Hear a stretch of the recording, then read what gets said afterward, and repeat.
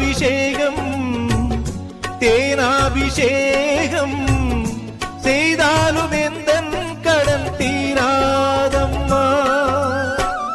கனகாபிஷேகம் வைராபிஷேகம் செய்தாலும் எந்தன் மனம் ஆராதம்மா.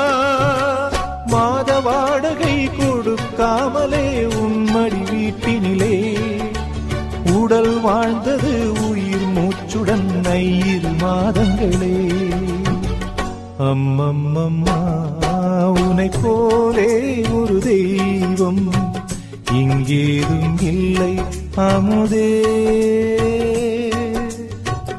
அம்மம்மம்மா உனை போலே ஒரு தெய்வம்